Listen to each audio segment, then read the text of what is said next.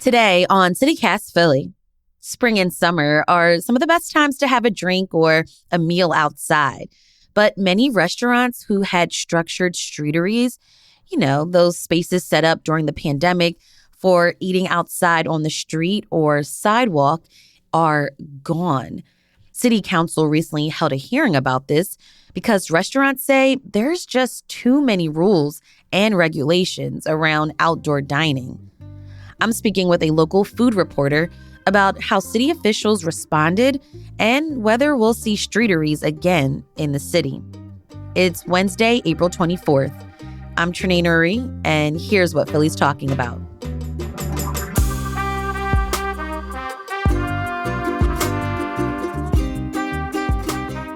Ali Mohsin, food and drink reporter at Billy Penn. Welcome back to CityCast Philly. Hi, thanks for having me back. Okay, Ali, if you walk around the city, there's different types of outdoor dining. Places like Park in Rittenhouse Square, they have tables on the sidewalks. Attico, which I love, on Broad Street, has a rooftop. And Booker's in West Philly on Baltimore Avenue, they also have an outdoor space. I feel like we need some definitions. So, how actually does the city define a streetery? So, according to the Streets Department, streetery is when a restaurant owner uses the sidewalk or curbside space or the parking space in front of their storefront for outdoor dining with seating that's protected by crash barriers. And there are three different types. There's the pavement streetery, which is seating directly on the pavement surrounded by crash barriers, just seats and tables. There's a platform streetery, which is on a raised platform, level or flush with the curbside, also surrounded by crash barriers. And then the structure streetery, which is where most of the conversation is. And that's an enclosed seating with an overhead covering. And there are restrictions with a structured streetery that don't extend to the pavement and platform streeteries. Okay. You recently reported that City Council is trying to fix outdoor dining regulations that some restaurants say they don't like. Can you kind of give us a little history lesson here? How did we even get here? Right. So before the pandemic, sidewalk cafes were the only type of outdoor dining program that the city offered. Streeteries are a result of COVID and kind of an allowance that was made during the pandemic against restrictions on indoor dining. And they were a lifeline for a lot of the businesses, but they also created what city officials and restaurant owners describe as a Wild West situation where nobody knew what they were doing.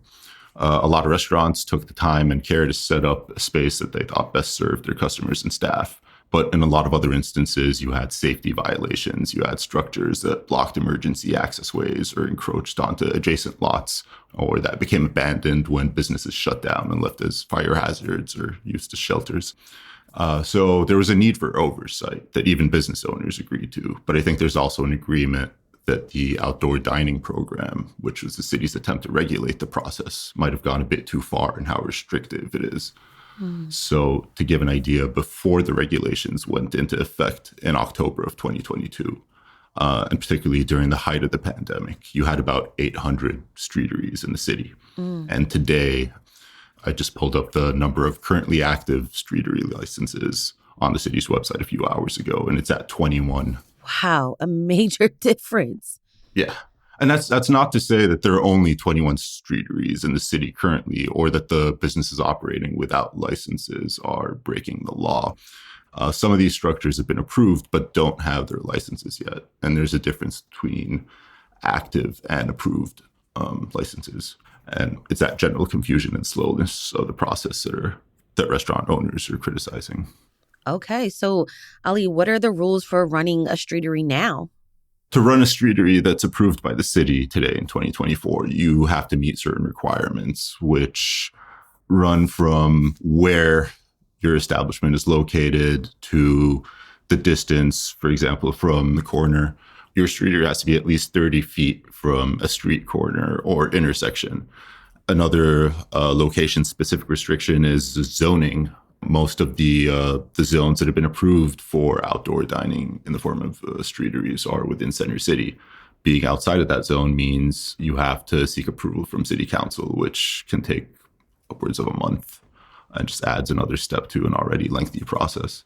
What about money? Like, what kind of money is involved in this? Cost is another significant factor, definitely, in that applying for a license alone costs just under $1,800. And a lot of the restaurant owners I've talked to have sunk like tens of thousands of dollars into their structures. Among those costs were like HVAC systems, for example, that some restaurant owners installed in their streeteries, and then only to hear that HVACs weren't allowed. No propane heaters, no electric components of any kind were allowed in streeteries. Oh, so those are like those heating lamps that you would see just to keep people warm when they wanted to eat outside during those cold nights, those fall, winter nights. Yeah, those aren't allowed in an enclosed structure, and neither is any form of electric heating or running electricity from your storefront across the curb to the streetery. So that creates a double challenge in terms of the weather and how cold it gets here and providing a comfortable environment for your customers and also keeping the space well lit. So there's that kind of back and forth between what restaurant owners are saying, restrictions that might go too far or might be a bit impractical from an operator's perspective. Could more streeteries make a comeback in the city? More after the break.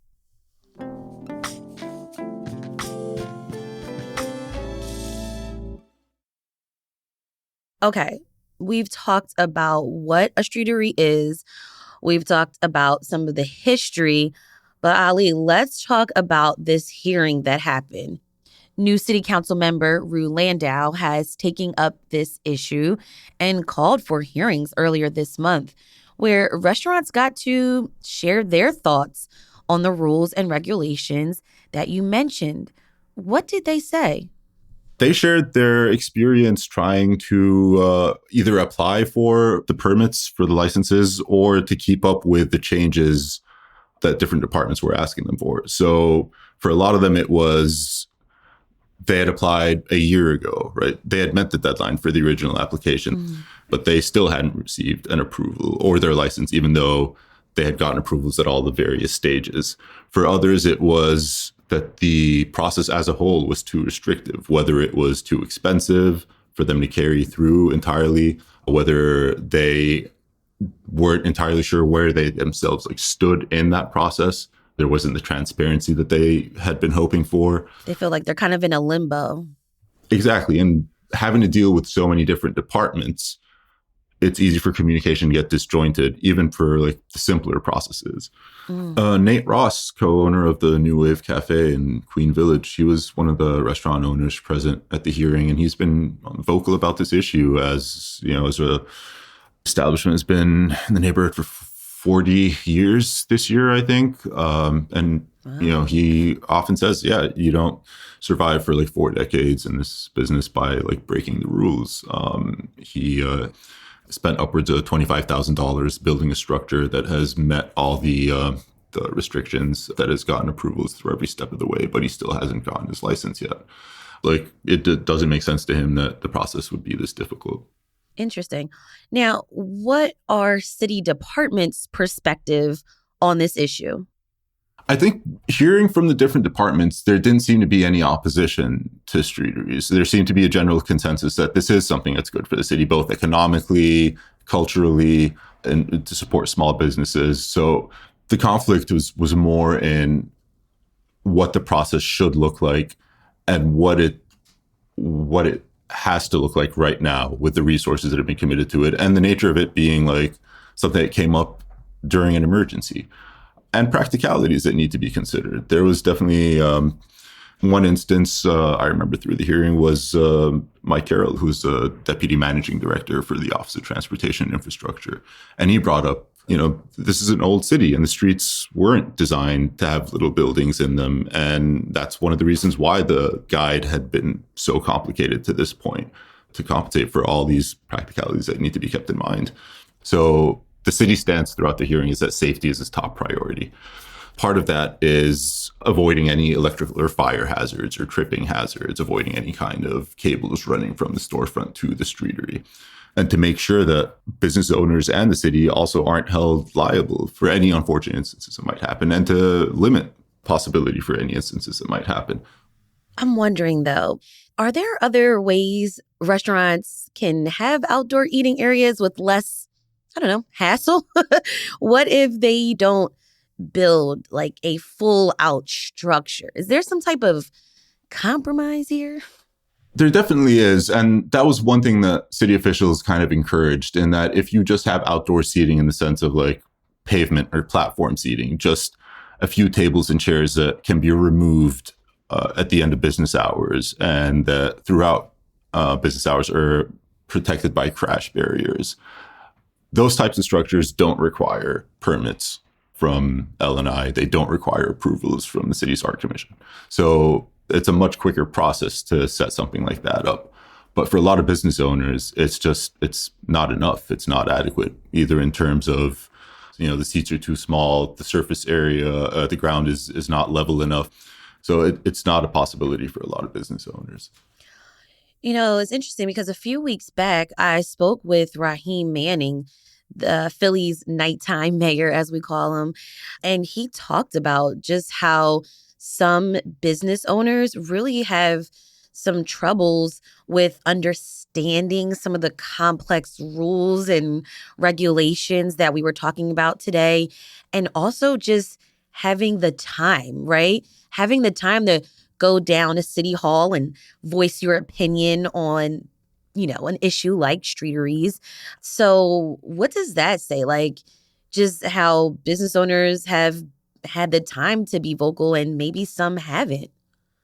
Right. There's definitely, you have to be able to commit to, spending the time to see this process out. Like, the city provided a visual guide for the outdoor dining regulations. It's a 28-page document with multiple blueprints and diagrams in it. And it's very complex for someone who, like, was brought up in the hearing by several council members, for people who aren't architects, who got into the industry because they love to cook and they love food.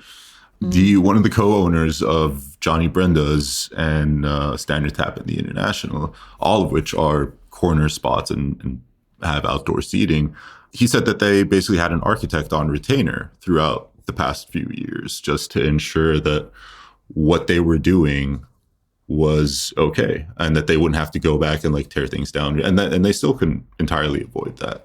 A lot of the architects during the hearing were talking about how one way to move forward would be to present restaurant owners with standardized models, basically just like 3 or 4 options to choose from. And I'm talking about like prefabricated models made with lightweight, safe material, where every restaurant owner can choose what fits best with their budget, with the space that they have to work with. And for a lot of the restaurant owners, it would also help enforce equity. What's the follow-up to the hearing that happened this month? Is City Council going to help restaurants kind of get right with regulations before summertime, right? What are the next steps in this? The next steps, according to Councilmember Landau, is her team is going to listen to all the testimonies that were collected both at the hearing and that were sent in. They had set up an online platform, I think a form stack or something, to collect testimonies in the lead up to the hearing from business owners as well as members of the public. And I think they're going to look into what considerations and what changes can be made, whether in terms of communicating with various city and even state departments just to provide more flexibility for some of the restrictions, as well as suggestions made by the restaurant owners of setting up an office, a liaison between the city and themselves.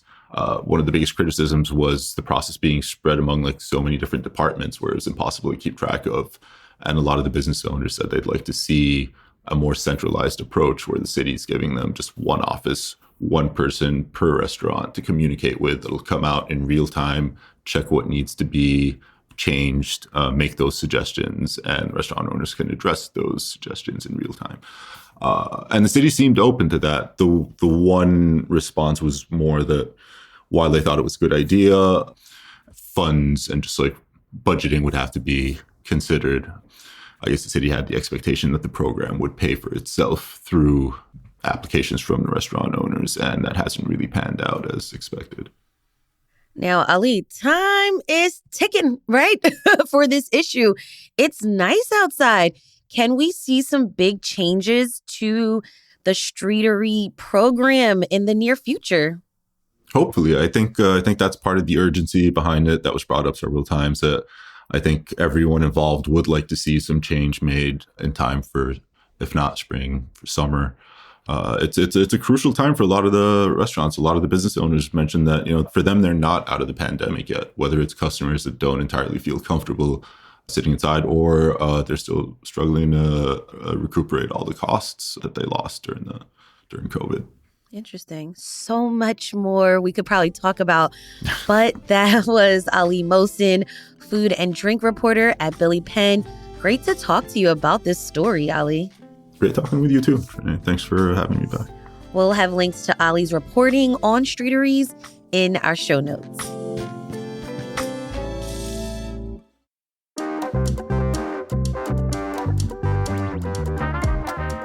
That's all for today here on CityCast Philly. If you enjoyed this episode about the future of Streeteries in the city, share this with a friend. Rate the show, leave us a review, and hit that subscribe button. Be sure to sign up for our morning newsletter, Hey Philly, to learn more about what else Philly's talking about. We'll be back tomorrow morning with more news from around the city. Bye.